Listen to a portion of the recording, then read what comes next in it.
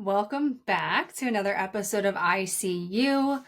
This episode has been a long time coming. I am going to take you guys through my entire journey, my life's journey with interstitial cystitis and overactive bladder. I'm going to take you through my childhood, my teenage years, my early adult years, and what led me to hit rock bottom, and then also what led me to get relief ultimately and be symptom free as a 29-year-old awesome person.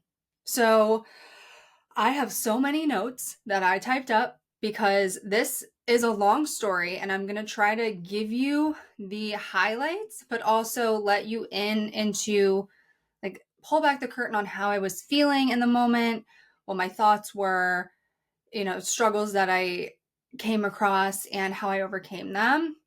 My hope for this episode is that it makes you guys feel like you're not alone and it inspires you. I want you to walk away from this episode feeling hopeful, feeling like relief is possible for you, because there was once a time where I had absolutely no hope. I wanted to give up, and luckily I didn't. And I am, symptom free now. I'm eating and drinking what I want. I can wear what I want. I can do what I want. I travel almost every month. Like, I'm going to take you through the whole thing. And the perfectionist in me is screaming to not forget anything. So I'm going to do my absolute best, but also give myself some grace, because this is a 29-year journey. So let's dive in. Let's start off with childhood.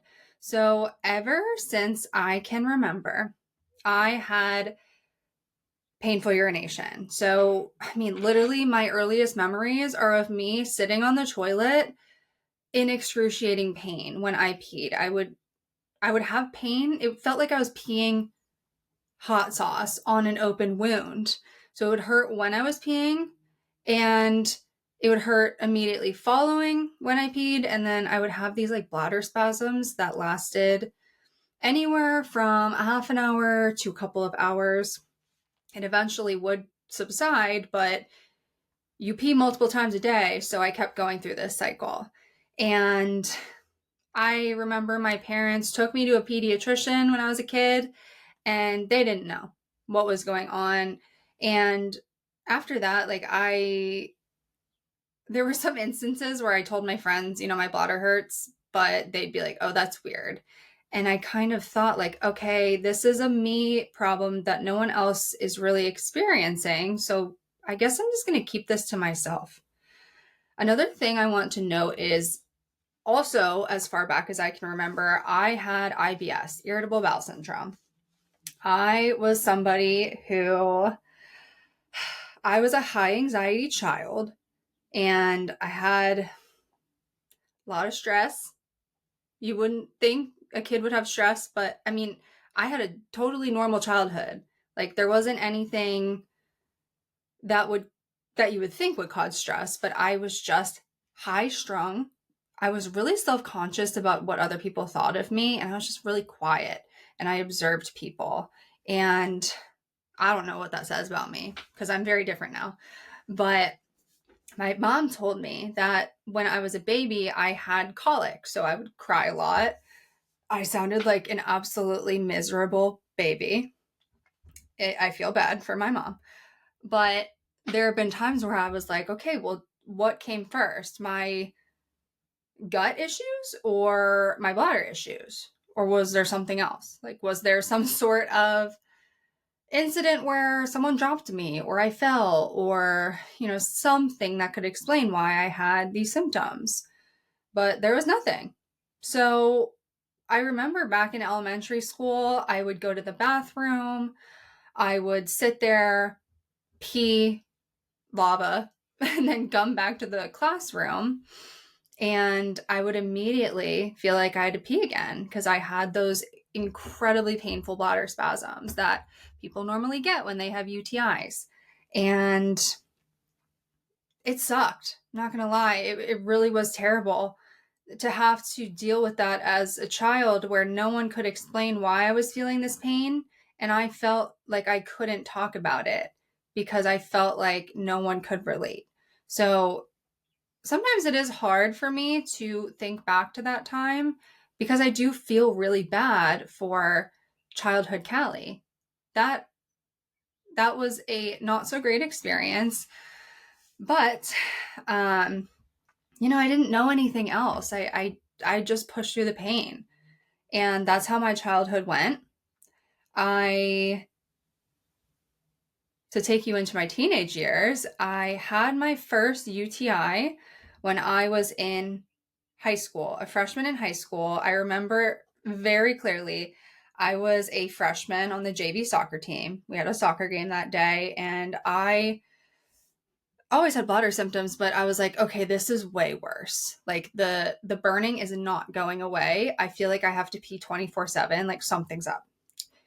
So during the soccer game, it was an away game. It was like a half an hour away. It was like the furthest point. So of course, the universe made me suffer even more. And during the game, I had to every 10 minutes come out of the game and go pee. And the locker room was not close. So it was a whole thing. And everyone in the audience was like, what the hell? What's going on with this girl? Like, does she have the runs? Like, what's going on? And during one of those pees, I saw some blood.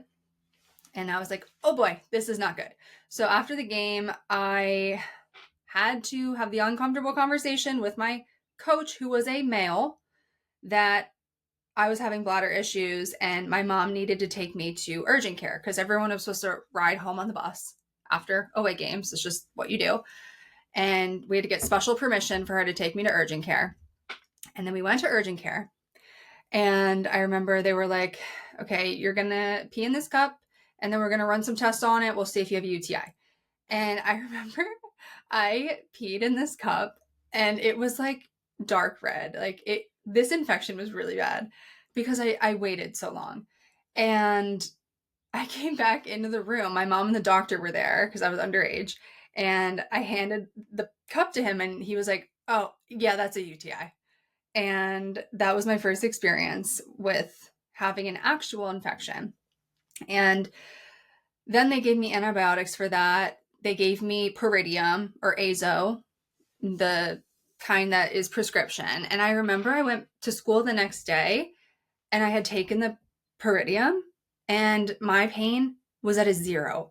I was like, what is this magical medication that I'm taking? I'm going to need to take it forever. And I talked to my primary care doctor about how often I can take it. And she's like, take it as much as you need. I know that some people, it's not supposed to be a long-term solution, but I think for you, the benefits are outweighing the risks here. So that was my first experience with Azo. And there were some fun moments along the way of staining clothes, staining underwear, staining toilets. You guys know what I'm talking about. So that UTI resolved. I also figured out in high school that the more water I drank, the less pain that I had. So I ended up getting my doctor to write me a note to essentially let me have water during class because water wasn't allowed in class, which is absolutely crazy. I hope that schools allow kids to drink water during class now.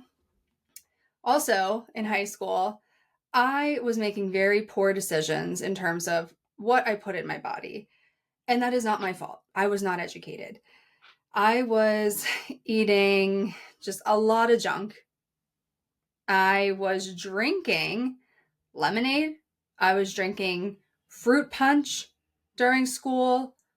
I would only pee one time a day at school because it sucked. It hurt really bad. So I would hold it as long as I possibly could so that I didn't have to be in pain at school. I would wait until I got home, or I would wait until I had like a sports practice after school to use the bathroom where I had a little bit more time and I didn't have to suffer in the middle of class. So figured out that dehydration was a trigger for me. that was really cool that I figured that out. It was like an instinct that I think is really cool. And then also I was playing 3 sports at the time. I played basketball, soccer, and volleyball. And for each of these sports, I was wearing like tight spandex. So in volleyball, you wear spandex shorts. They cling to your butt. And they're really like, they compress, they put pressure on your pelvic floor.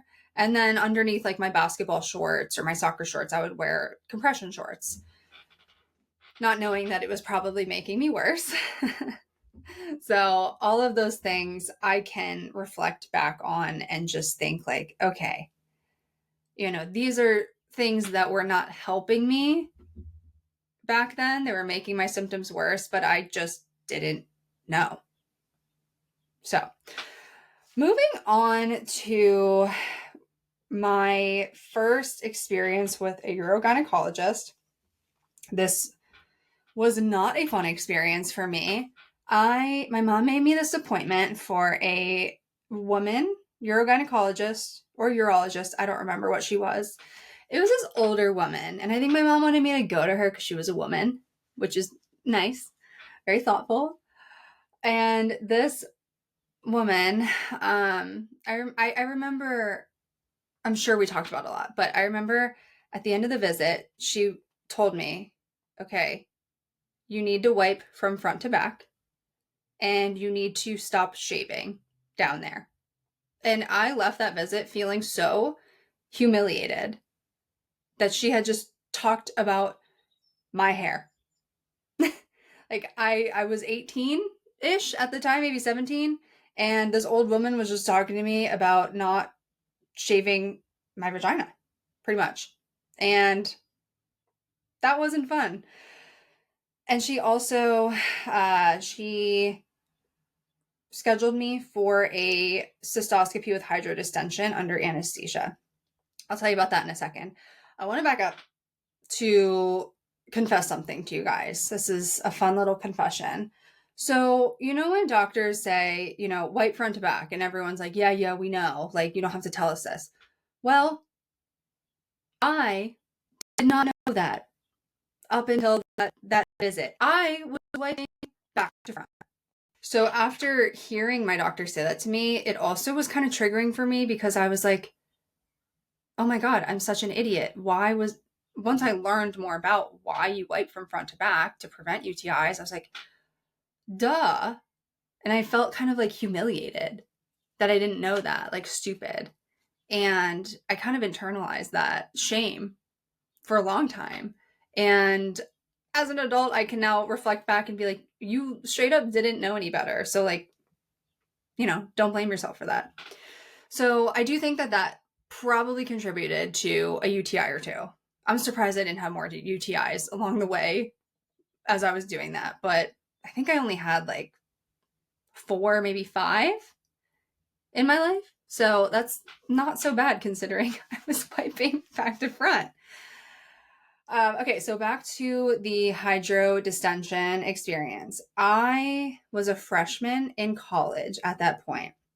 To set the stage, I was on the volleyball team. This was a D2 school, so sports were kind of big, not D1, but still pretty intense. And I was a freshman. I was a starter, not to toot my own horn, but there was a lot of pressure on me to perform. And volleyball is a sport where if you mess up, everybody knows. So there's a lot of pressure. So I had that. We were doing intense workouts. I was wearing spandex all the time. I was under stress from just being in a new place at a new school. I had a roommate in the dorms. We were eating new foods. There was alcohol involved. And this was just a whole mix of things that just made my symptoms so much worse. And I was kind of looking forward to this hydrodistension procedure because I was like, I don't know what this lady's going to do to me, but I'm willing to do whatever it takes to like get diagnosed with something or get some relief. And I went into it literally not knowing what she was going to do. Like I was so uninformed But like, that's how I was back in the day. I was like, just do anything you want to my body. And if it gives me relief, I'll do it. So I remember my dad picked me up from college. I was miserable because I couldn't eat all day. And this procedure was in the afternoon. Took me to the hospital. This was the kind of procedure that they put you under anesthesia for. And I remember waking up from my hydrodistension, and I have never had to pee so badly in my life. And I almost peed my pants in the bed.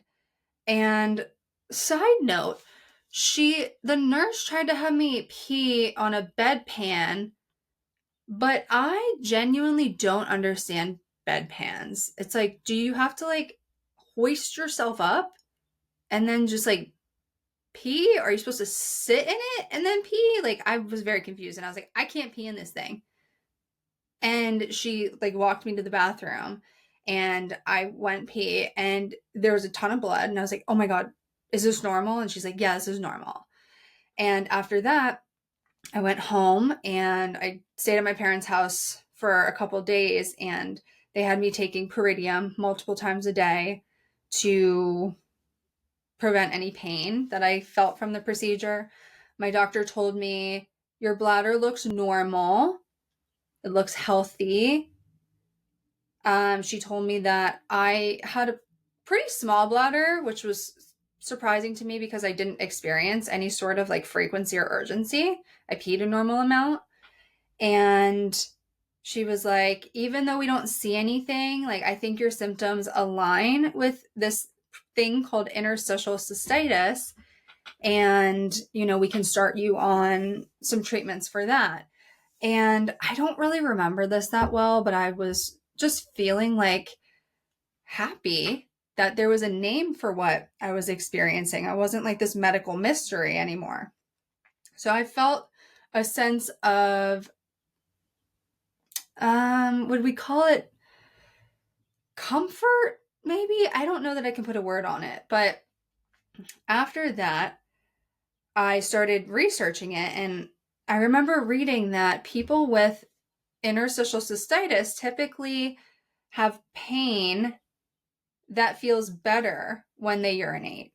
And for me, my pain worsened when I urinated. So I was like, this is the closest thing to what I'm experiencing, but I don't know that I really align with that definition or those symptoms.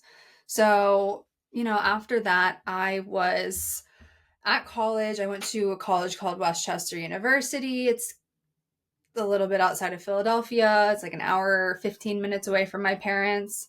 So I started finding doctors near my college so I didn't have to travel. And I completely forgot to tell you guys this. Sorry. This is part of me telling a story that has so many different layers. After the hydrodistension, I developed frequency and urgency that I had never experienced before. So when I went back to college after that procedure, I was still a freshman. I had to pee 24/7, and I was like, what the hell is going on? I never experienced this before. Like, did that procedure just make me worse? Like, it didn't help my pain, and it gave me these new symptoms. And so after that, I was diagnosed with overactive bladder, and I was living in a dorm at the time, and my dorm was right next to the bathroom, which was good and it was bad because I could use it whenever I wanted to, which was a lot. I struggled so hard to fall asleep at night because if there was what felt like one drop of urine in my bladder, I had to go get it out. Like, I could not sleep. It drove me nuts. And then my poor roommate, oh my God. And then there would be times where I would be like about to fall asleep, and then I would hear somebody go into the bathroom, flush the toilet, and I'd be like, oh, I should probably go again. And so I didn't get much sleep that year. So I started seeing a nurse practitioner.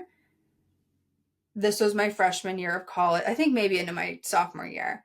And this nurse practitioner specialized in like urogynecology. And she started me on installation. So I did a series of installations with her. I remember it felt impossible to hold the medication in my bladder for like the half an hour that I was supposed to. That was horrible.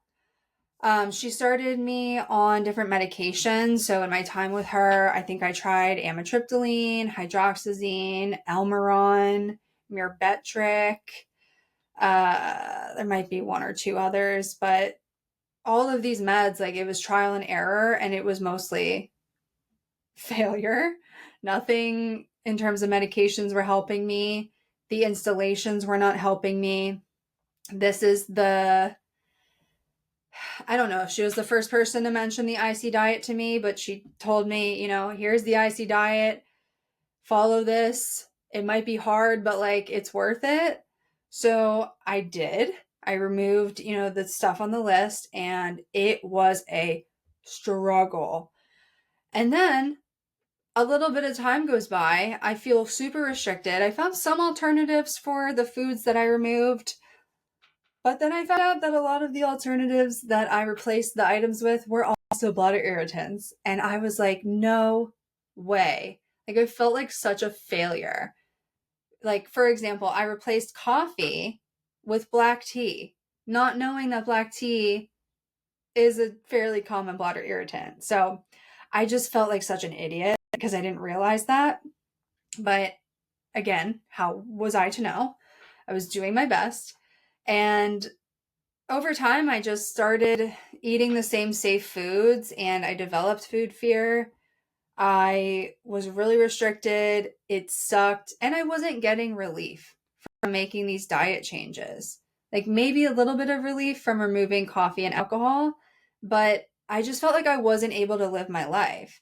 So after a period of doing that, I was like, I'm not doing this anymore. And I gave up, and I just ate and drank what I wanted because I thought, what is the point? I'm not having symptom improvement, and I'm missing out on the college experience. So, I'm going to just do it. So I would drink alcohol. Like I wasn't a crazy drinker, but I would have a couple drinks in college, like my junior and senior year. And I noticed that a night after drinking, I would have what I called a bladder hangover, where the pain was horrible. Also, my IBS would flare up. So it was a double whammy. It's no wonder I had this really crazy reaction the next day. And it typically would improve once I started drinking water and diluting my urine. So I could kind of resolve that quickly. But I remember vividly back in my sophomore year of college, I was living off campus, and my OAB symptoms were so bad, especially at night. I would be waking up every half an hour, and I was so sleep deprived that in my bathroom, it wasn't far away. It was like down the hall, but I just got so fed up that I had a red Solo cup that I would just pee in, because I was only peeing a couple ounces at a time. Like it wasn't a lot. I just had to like go. So I would pee in this red Solo cup. I did this for a while. I'm not going to lie. Until one day, in the middle of the night, in the dark, I accidentally bumped my pee cup, and it spilled on the carpet, and it was gross. I cleaned it up, and I was like, okay, we got to change something here. So after that, I stopped using the cup. But during those college years, I had so many, like I would pee in the weirdest places. I would go to like a college party, and on the way I'd be like bursting at the seams because I had to pee so bad. And then I would get there, you'd have to wait in this crazy long line to go pee. Bathrooms were disgusting, like frat house bathrooms. I would go, and then the second I would walk down the stairs, I'd be like, I have to pee again. And I would just wait in the bathroom line like the entire night. It's just not great. So that's kind of how my college experience went. And then my senior year of college, I was doing a lot of research on interstitial cystitis. And I also got a vulvodynia diagnosis. So I had vulvodynia symptoms ever since I was a kid. I remember if I peed and my urine was too concentrated and it touched my vulva area, like the pee would like kind of touch the outside area, burn so badly. So that's something that I dealt with for a long time. I couldn't like wash with a scented soap. I couldn't use detergents that were scented, or else it would cause me this like immediate burning pain. And I did some research and I found this doctor who was an expert in IC and vulvodynia in Philadelphia. And I knew that she did this procedure called a vestibulectomy, and she had really good results.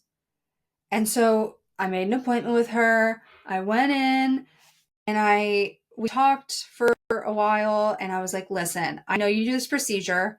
I want to do this procedure.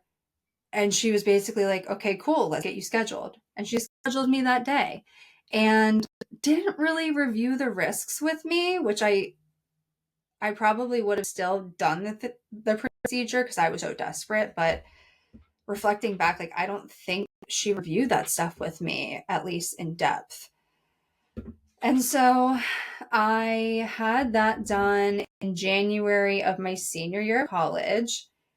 And I remember it was so awkward because I had to tell my professors, like, hey, I'm getting a surgery. I'm going to be out for like a week. And then I'd be like, please don't ask me what it is. And then they would ask me what it is. And I'd be like, the bladder surgery. And they'd be like, oh, okay. And they would get uncomfortable. So I'm like, okay, why'd you ask?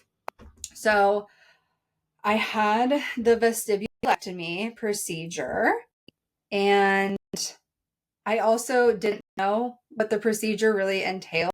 And the day before the surgery, I went on YouTube and I typed in vestibulectomy. Don't do it. I freaked myself out. It was bad. But anywho, I went in and I got the procedure done. And this procedure is essentially, the vestibule is part of your vulva. If you look at like a diagram of the vulva or the vestibule, it's like the area right outside of your urethra, and they essentially like remove that skin and the nerves in there. And they also removed my Skene's glands during that procedure. I don't remember why, but they did. I'm assuming they had a good reason to. So when I woke up from that procedure, I went into that procedure thinking this is going to be the thing that cures me. Like, this is it. This is my cure. I'm going to wake up from this, no pain. My life is going to be normal. Like, I went in with very high expectations. And when I woke up, I had to pee so bad. And again, this bedpan scenario, how do they expect you to pee? So I tried to pee and blew my stitches open. Next thing I know, they're rushing me back into the operating room. Also, sorry I didn't give you guys a trigger warning. Here's your trigger warning. They put me back under and they pretty much like fixed what got messed up. And I woke up from that procedure. My boyfriend at the time was like, oh my God, they told me that you had to go back into surgery because there were complications. And I was so worried. I was like, oh my God, that's so sweet. I'm okay. But then they wanted to send me home overnight and told me to come back in the morning. And I had packing and a catheter in me. And luckily my mom, I had her on the phone because I was trying to be independent, had my boyfriend take me to this procedure. And she was freaking out. She literally was like, put the doctor on the phone. And we got the doctor on the phone. And my mom was like, you are not sending her home with a catheter and packing. Like, that's just not happening. You need to keep her overnight. And so glad that they did that. So I stayed overnight. They had me on, pain pills. We had to wait until I could pee on my own. So I went home in the morning, and I remember they gave me these like hospital underwear that were like low-key kind of comfortable. And I did kind of wear them after that for a while. And I went home and recovered at my parents' house. And that recovery was really, really brutal, especially when I weaned off of the pain meds. I will say, when you have a vaginal surgery or something in that area, pooping is not fun. Not fun. If you had stitches down there and you are on pain medications, which are constipating, and you have to poop and you have to push a little bit, not fun. Sorry if that's TMI for anybody. Not fun. So after the pain meds wore off, I started having my bladder pain, all of the same symptoms that I had before again. And I was devastated. It was the most devastated I ever felt in my life. I was like, oh my God, this is hopeless. I'm never going to get relief. This was like my last chance. I don't know what else to do. And yeah, that was a struggle for me. So I kind of just like took a little bit of time off from things. And then I made an appointment after that with a local. Oh, before I tell you that, I wanted to mention, notes. I wanted to mention that over that period of time in my college years, I did try acupuncture. I did try going to chiropractors. I tried supplements. Nothing helped me. So the acupuncturist told me, oh, your kidneys are the problem. Wrong. Chiropractor told me my piercings and my tattoos were the problem. He did this like really weird woo-woo test on me and was like, yeah, like, sorry, your tattoos are the problem. I'm like, no. And then I tried every supplement and I bought a book.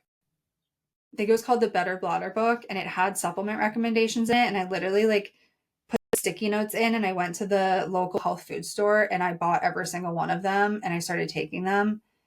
And long story short, not helpful at all. Wasted so much money on that. And yeah, just none of that stuff was helpful for me. And I will say, everyone's different. So just because this stuff didn't help me doesn't mean it won't help you, but that was my experience. So back to when this was probably 2018. I was a year out of college, I think. And I made an appointment with the top IC urologist in my area. I live like in the Pennsylvania, Philadelphia-ish area. And I got my hopes up again, thinking there was something that she could offer me or something that she would see. Wrong. Like I was just grasping at straws at this point. And so I went into that visit not knowing what to expect. She was like, okay, we're going to do a cystoscopy right now. And I was like, don't you need to put me under for that? And she was like, no, we can do it in office. And I was like, okay, kind of nervous about that, but sure, you're the expert.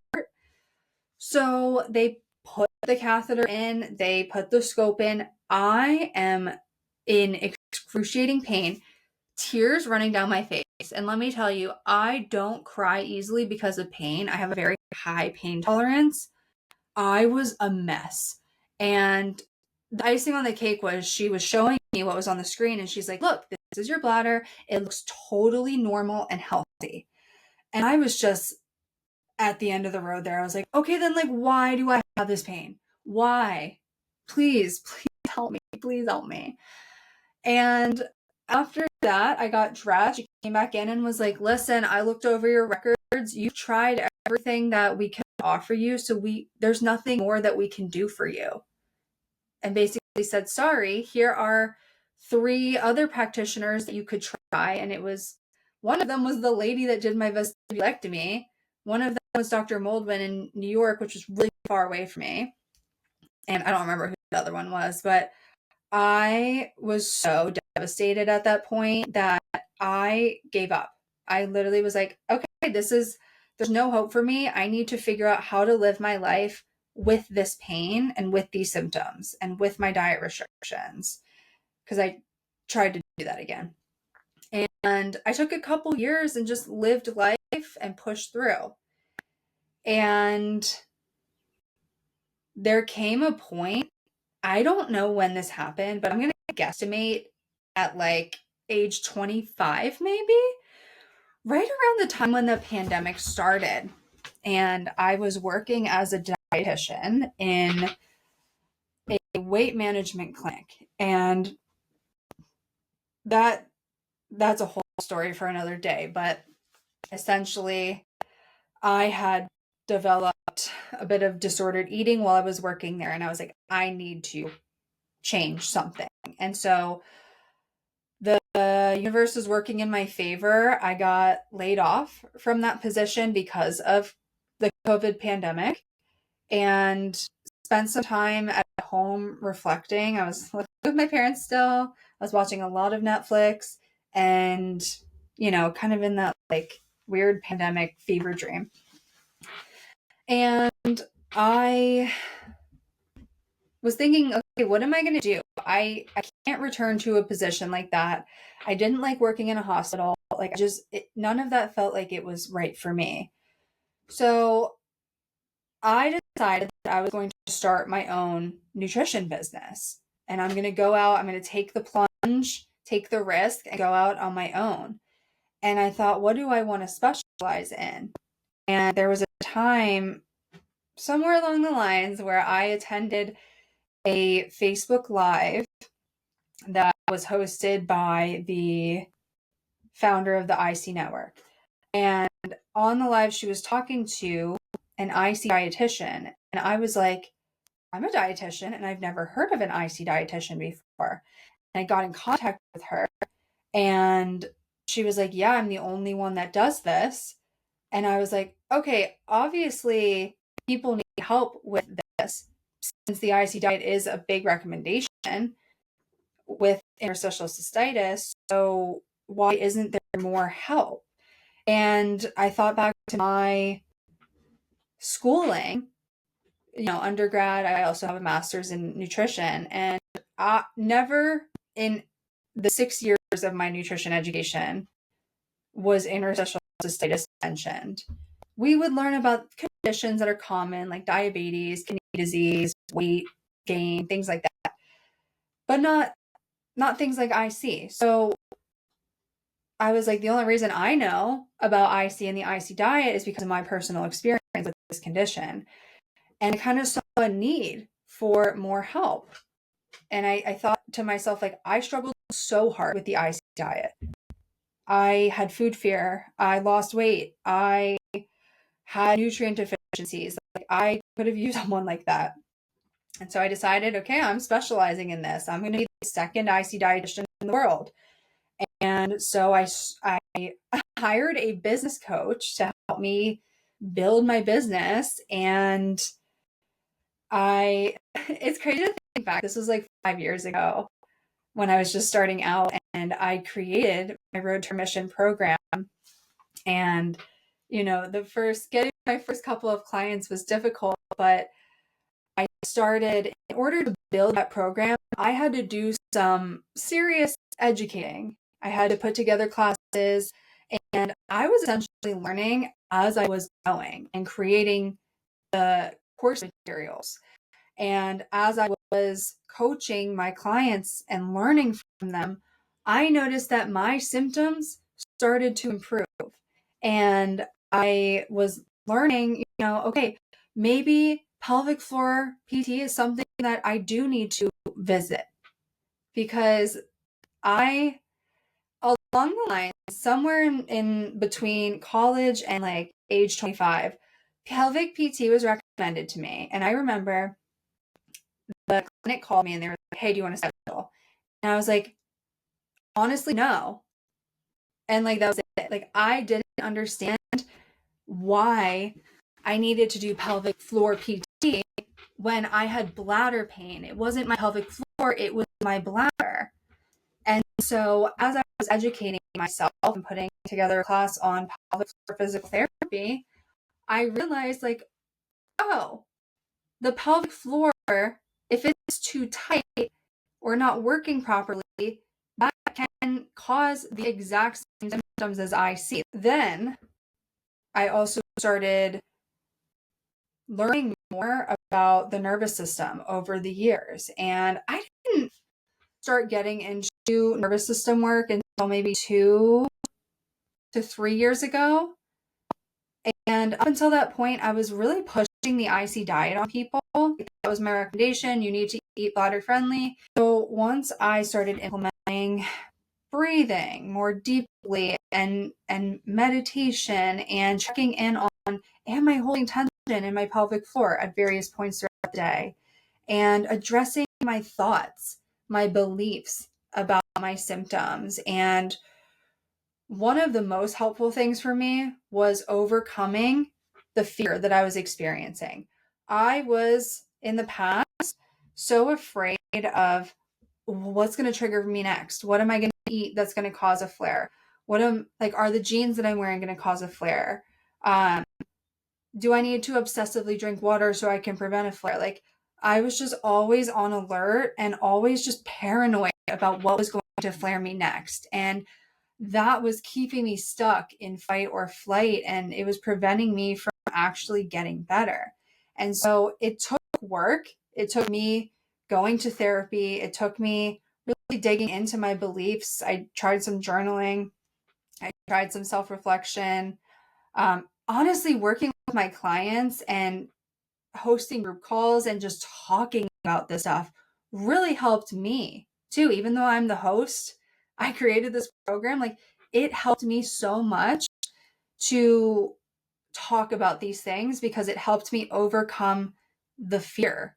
And once I overcame that and I taught my nervous system safety, my symptoms really didn't come back. And that was not an overnight journey. And I'm still working on regulating my nervous system. It's not something that comes easy. I have been in chronic stress for most of my life. I've been holding tension in my pelvic floor for most of my life. And I genuinely believe, for me, my root cause of my bladder symptoms was a dysregulated nervous system. And that was causing me to hold tension in my pelvic floor. It was causing me to really just clench all the time. And that's why stress triggered my symptoms. And those tight pelvic floor muscles were irritating my bladder wall, irritating my bladder nerves. And so it made sense that certain diet irritants were bothersome for me. It was just throwing fuel on the fire. And when I was dehydrated, my urine was more concentrated. It was filled with more toxins and could have been more acidic. And that was more irritating to my bladder wall because it was already angry. And so once I addressed that root cause of nervous system dysregulation, I started regulating and I started feeling safe and I started feeling a sense of calm, not only in my mind, but in my body. That is when my symptoms disappeared. And that brings me to where I am today, which is virtually symptom free. And I currently can eat anything I want. I mean, I wake up in the morning, I have a pain-free pee, which it used to be extremely painful, so we celebrate that win. I will go downstairs, make myself a latte with a double shot of espresso, and I absolutely love my mornings because I can have coffee, and I can go out to eat and have whatever I want. I don't have any stress. I don't restrict anything when it comes to my diet anymore. And I just can do what I want. It's so interesting for me to explain this to people. I was telling someone recently that I can eat whatever I want. I ordered like a margarita at dinner, and she also has IC, and her jaw like hit the floor. I was like, yeah, that actually is possible for you. I can wear what I want. I can wear jeans if I want, leggings, anything. I travel each month. I love to travel, and travel used to really flare my symptoms. And I remember I went to Italy my senior year of high school with my aunt as a gift. And I remember arriving into the Rome airport. I had my first pee and I was hit with the worst flare ever. I was like, oh, this trip is supposed to be like so exciting. And I'm in so much pain right now. So that was, supposed to be a good memory, but it's one of the not so great memories on my journey. I don't take any medications. I haven't taken meds for my bladder in years. They never worked for me. I don't need them. I don't take any supplements. Supplements have never been my thing. I truly believe that most supplements aren't going to get you the relief that you're hoping for. They can be a tool, but they're not gonna be the thing that like absolutely changes the game for you. Most likely. I always have to say most likely because there's always going to be a outlier to that. I exercise. I move my body in a way that I enjoy. I do barre classes 5 to 6 days a week. I just live my life without fear. I live my life confidently. I slowly but surely, this took time, overcame that fear. And now I live life fearlessly. Like, even if I have a flare up from stress, which that still can occur, I'm much better at managing stress, but occasionally there might be a day where I'm very stressed and I still hold tension in my pelvic floor. That's a work in progress. But I no longer panic. I no longer spiral and think, oh no. Like, I'm like, oh, okay. This is your nervous system telling you that you need to slow down. It's maxed out in terms of stress. Like, you need to change something here. So I'm listening to my body more, and I'm not like resenting my body anymore. I used to hate my body. And now I'm listening. I'm giving it what it needs, which might be rest, which might be movement. It might be something different. Okay, so I'm being a lot kinder, and I give myself a lot more self-compassion. Okay, so when we talk about like how I got here after suffering for over 20 years with these symptoms, like, I did suffer that long, but once I found my root cause and started addressing it, that journey was only a couple of months. And so I'm hoping that your takeaway from this is that, one, relief is possible for you. I hope that I'm giving you a lot of hope. And two, relief doesn't have to take forever to get. It can take, I have clients who get relief within a couple of weeks of working together. And that's usually because they feel supported.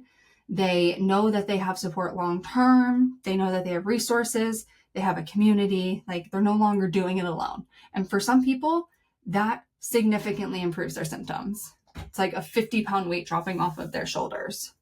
So in terms of top root causes, because people usually ask me, what's the most common root cause among your clients? It's a dysregulated nervous system. We work with a lot of people with bladder symptoms, whether it's IC, OAB, pelvic floor dysfunction, undiagnosed, and the people who we're working with have a lot of common characteristics. We have perfectionists, people pleasers, people whose symptoms started out of nowhere, people whose symptoms started after some sort of trauma or a UTI that was treated, but they still have symptoms. Their symptoms get worse with stress. Their symptoms get better when they're distracted or on vacation. Their symptoms get worse when they think about them. So these are just me rambling off a bunch of different common characteristics among our clients, but these are signs that their nervous system is stuck in fight or flight, and it doesn't believe that it is safe to heal. It doesn't believe that it's safe to do what it needs to do in general. Like, that's why so many people with bladder symptoms are also experiencing gut issues. So chronic constipation, IBS, gastroparesis, slow digestion. That could be why some people experience chronic fatigue or really poor immune systems, like you get sick a lot, or like fibromyalgia, conditions like that. There's a lot of crossover with these conditions where, okay, these symptoms are getting flared up by stress. Well, what's at the root of the problem? What's causing these symptoms? Your nervous system doesn't feel safe. And it is going to tell you that.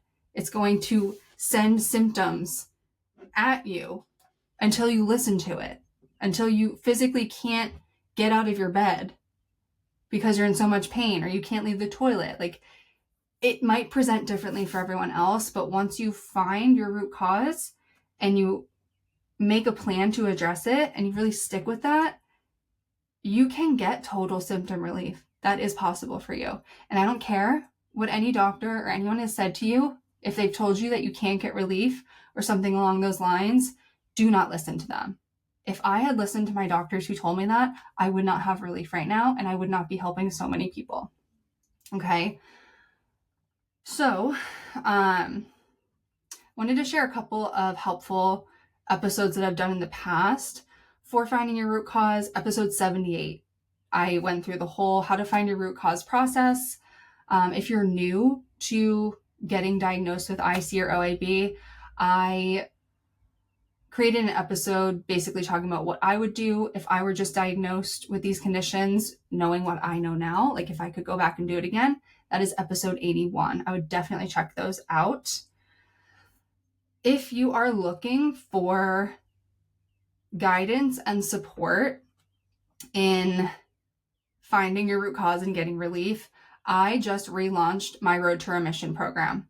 This is the program that has helped over 200 people get relief from their bladder symptoms and get their lives back. And dozens of people are symptom-free. We take a holistic root cause approach in Road to Remission. We are looking at finding your root cause. So what is at the root of the problem? What is causing your symptoms? And how do we address that so that you can get long-term relief rather than just keep getting small amounts of short-term relief through things like medication, supplements, installations, things like that. We want to get you long-term relief where you're not relying on medications. You're not relying on these procedures. You don't have to follow a restrictive diet, okay? That is possible for you. And our clients are living that reality every day. So I wanted to share some of the changes we've recently made inside of Road to Remission. This is actually our 4th version of Road to Remission. I created this program 5 years ago to be everything that I needed back when I was suffering the most throughout my whole journey, but specifically when I was in college, I could have really used something like this. So this program combines an extensive education component. We have so many classes on pelvic health, nervous system, nutrition. We have so many different topics, but something we've changed recently is the structure of our education. So when you join Road to Remission, since nervous system dysregulation is the top root cause among our clients, the first 6 weeks of the program is dedicated solely to regulating your nervous system. We have Grace, who is a nervous system therapist. She was a guest on this podcast on episode 59. She created 6 weeks worth of education classes. And these classes are going to teach you how to regulate your nervous system, how to teach it safety. There is a workbook that goes along with it, and we're working on educating you, but helping you implement the how. What are the next steps? How do you get closer to relief? Okay. And then after those 6 weeks, we have other paths that we can take depending on what level of relief you've gotten through that work. We really want to teach your nervous system safety before we make any other lifestyle changes. So that is something that we did switch, because previously we would have people come into Road to Remission and then immediately start an elimination diet. And we learned that if you are stuck in chronic stress or fight or flight, the elimination diet is going to get messy because you're not going to know what is causing a reaction. Is it the food or is it your stress? And in order to keep everything as clean and isolated as possible, we made the decision to switch up the structure, start with that 6 weeks of nervous system work, and the feedback so far has been really great. Okay, so that's one of the main changes we made. The second main change is that we in Road to Remission used to only focus on IC, and we are now, we've designed the program now to address both IC, OAB, and even bladder symptoms that aren't diagnosed. You don't need a diagnosis to join this program, because we know it can take forever to get a diagnosis sometimes. And if you want to be proactive, you don't necessarily have to wait to get a diagnosis to get started on making some changes, especially doing this nervous system work. Okay, so that is another big change. We also moved platforms. So we used to have a couple different platforms, like one platform for our classes. one platform for our community chat. We were on Facebook. We would use Zoom for group calls. Now, all of that is in one place. It is on an app, and it's an easy to use app where you can see we have the classes, we have the chat right in the same place, and then you can join group calls from there. So it's really, really simple and self-explanatory, and our clients are giving really good feedback about it. So things are a lot easier. The client experience is so much better now. And then the last major change that we made is we just launched a self-study version of Road to Remission. My goal behind that was Road to Remission, the regular version, isn't available for men to join. So I wanted to create an offer that, can also help men. So the self-study version of Road to Remission, it gives you the education modules, but it doesn't come with any of the support. So it doesn't come with the one-on-one calls, the group calls, the community chat. It doesn't come with any of that. It's just the education classes. And this is also great for someone who wants to DIY their journey, or, maybe you can't afford the full Road to Remission program right now. Like, you can join the self-study. And then if you find okay, I'm really struggling still and I want that support, you can upgrade. That's for women only. Sorry, guys.